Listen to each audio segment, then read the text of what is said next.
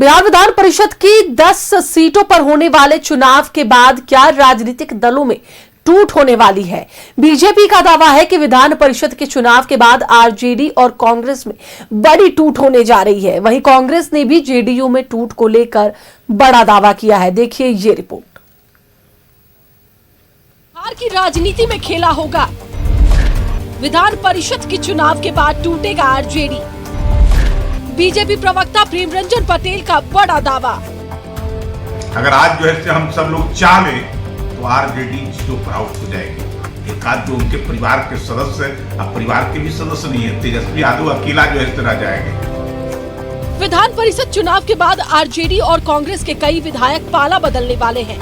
ये दावा किया है बीजेपी के प्रदेश प्रवक्ता प्रेम रंजन पटेल ने।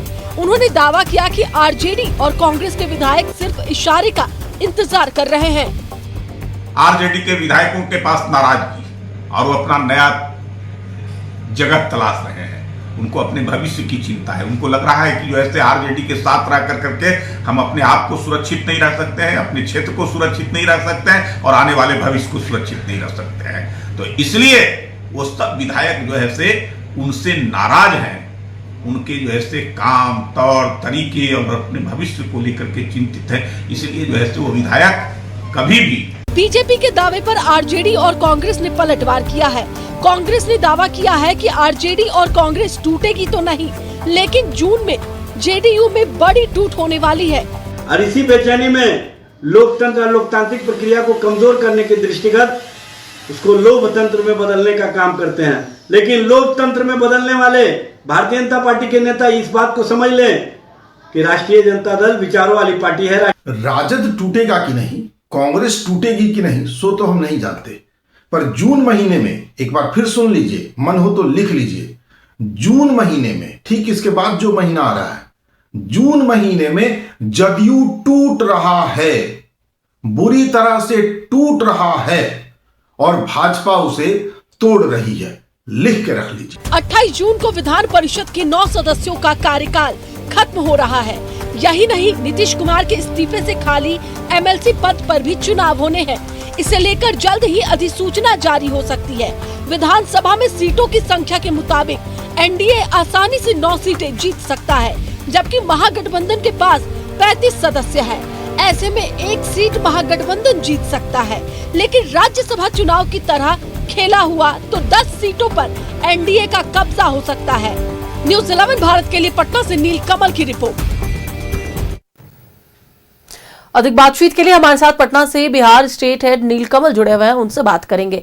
नीलकमल, साफ तौर पर जो बिहार की राजनीति रहती है वो लोगों का ध्यान अपनी ओर आकर्षित करती है, लेकिन साफ तौर पर अब कहा जा रहा है कि पार्टियों में टूट होगी और यह जो बातें हैं वो खुद पार्टी के प्रवक्ता कहते हैं कि सबसे पहले आरजेडी और कांग्रेस में टूट होगी। लेकिन आरजेडी और कांग्रेस का कहना है कि जून महीने में जेडीयू को ही तोड़ा जाएगा और तोड़ने वाले उनके सहयोगी दल भारतीय जनता पार्टी होंगे। हालांकि बिहार की जो राजनीति ऐसी रही है कि तोड़ना जोड़ना वहां का जो कह सकते हैं कि निशानी जो है राजनीति की वो देखी जाती है। अभी क्या कुछ अपडेट है इस पूरे मामले को लेकर, क्या राजनीतिक हलचल बिहार में है?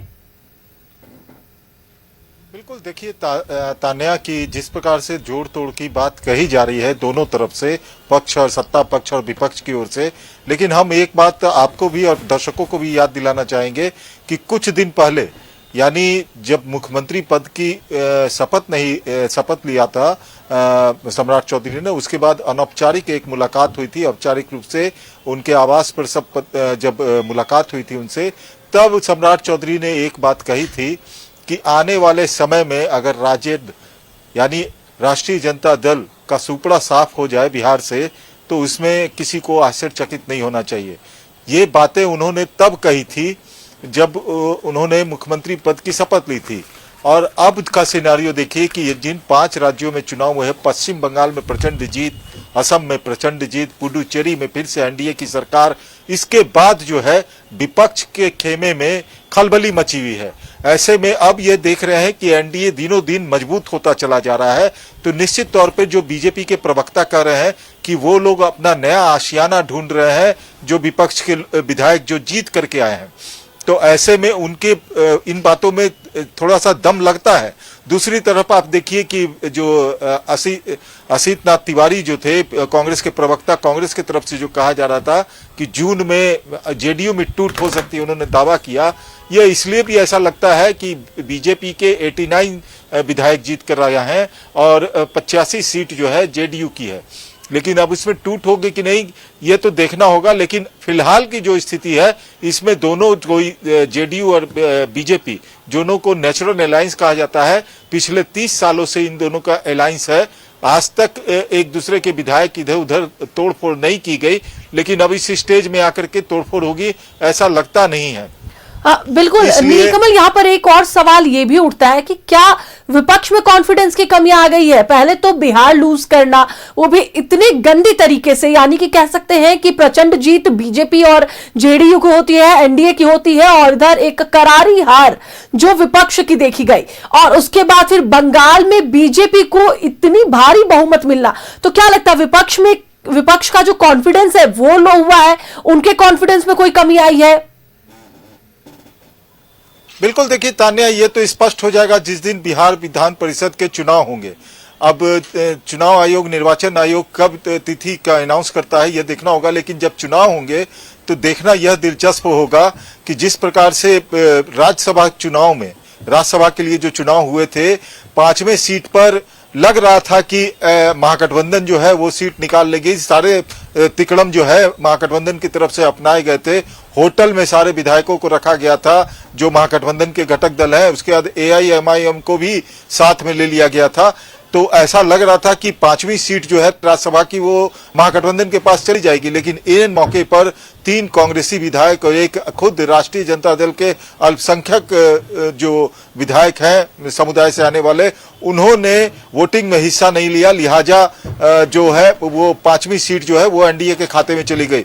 तो क्या आप देखिए कि ये जो 10 सीटों पे चुनाव होने वाले हैं उसमें भी अगर एक सीट पे आप देखिएगा तो 24 विधायकों की जरूरत पड़ेगी और आरजेडी की अकेले 25 विधायक। बिल्कुल आपने सही कहा। अगर राज्यसभा की तरह इस बार भी खेला होता है तो विपक्ष को एक बार फिर से जो जगह मिलेगी एमएलसी में, उसकी जो दृष्टि है वो काफी धुंधली दिखती है। लगता नहीं है कि जीत पाएंगे अगर खेला होता है। तो फिलहाल इस पर जानकारी के लिए बहुत बहुत धन्यवाद, लेकिन बने रहे हमारे साथ। तो एक बार फिर से आपको बताते चले कि जोड़ तोड़ की राजनीति जो बिहार में चलती है उसको लेकर एक बार फिर से हलचल तेज हो गई है।